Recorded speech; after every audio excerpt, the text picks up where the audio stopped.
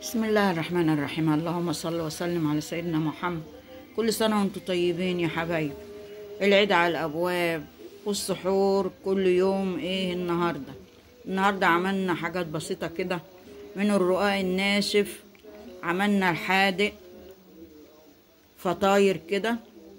عملنا حادق بالجبنة او باللحمة المفرومة زي ما انت عايزة، وعملنا الحلو بالزبيب وجوز الهند، وهتحط عليها عسل او سكر بودرة براحتك خالص. ازاي عملنا الرقاق الناشف فطاير طرية.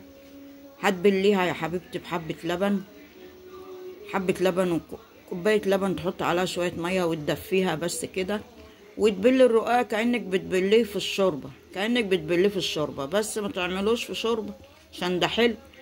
فهنعمله بشوية لبن وشوية مية، وتفرديه كده على صينية او على قماشة ملاية كده لحد ما يطرى، وتحط تحشيه وتطبقيه يا حبيبتي كده. ده رقاق ناشف هتطبقيه، تحط حلو زبيب وجوز هند او سوداني وجوز هند، اللي عندك سدايس وجوز هند اللي عندك.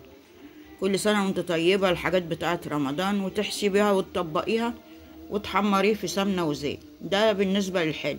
حط عليها عسل بقى من بتاع الكنافة او شوية سكر بودرة براحتك خالص، ونفس النظام برضو هتبقى طرية معاكي. حط فيها جبنة وفلفل الوان، شوية بقدونس، وتطبقيها وتحمريها برضو في سمنة وزيت. حط لحمة مفرومة ماشي. والسحور خفيف خفيف كده. الايام دي كلها يومين 3 ورمضان على الابواب هيخلص. كل سنة وانتم طيبين، والليلة دي ليلة القدر.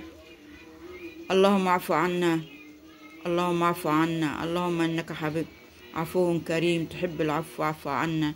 حطوا اللايكات بتاعتكم يا حبايبي الحلوة، واللي يشوفني يشترك في القناة اول مرة يشترك في القناة، وتابعوني يا حبايبي. انا بحبكم كلكم. كل سنة وانتم طيبين.